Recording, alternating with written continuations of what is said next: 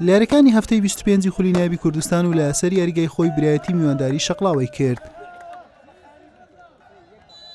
لە نیوە یەکەم یاریەکە هەردوویانە بە ئاستێکی تاڕادەیەک لە یەکەوە نزیک دەردەکەوتن.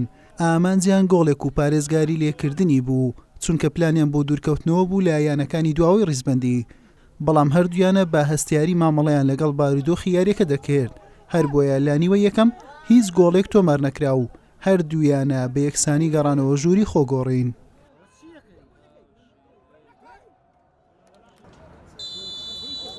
لە نیوەی دۆم شەقڵاوەی میوان باشتر دەردەکەوت. لەم دوو دەرفەتە شەقڵاوە نزیک بوو لە هەژاندنی تۆڕی گۆڵ یانەی برایەتی، بەڵام بە نزیک گۆڵەوە تۆپ ئاراستەی بۆ دەرەوە بوو.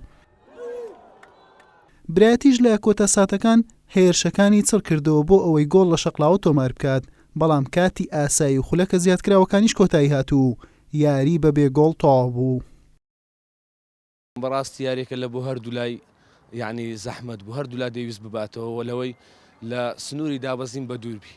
بەڕاستی یاریەکە زۆر بە حەماس بوو لە بۆ هەردوو لایەک. دەتوانم بڵێم ئەگەر بمان بڕباوە سۆگەرمان دەکرد بە تاکید لمانەوەمان لە خولی نایبی کوردستان، بەڵام ئێستاش ئەوەی لە توانامان بی هەوڵ دەدەین لە بۆمانەوەی. وڵی یاریەش زۆر ینی خۆش و ئەوە بوو، ینی ئەوە جەماوەرێ هات ینی تام و چێژەکی لێ وەرگرت. پێمان خۆش بوو بینەوە، بەڵام ئەوە ڕاضەیە وەنیا لە مەرحەلەی یەکەم هەر ئەو فەریقە بوو 4 گۆڵی خوارد لەناو مەلعبی خۆمان، بەڵام الحەمدوللا لە خوای بەزیادبی بە جوودی لاعیبەکان لە هەمویان ڕازیمە.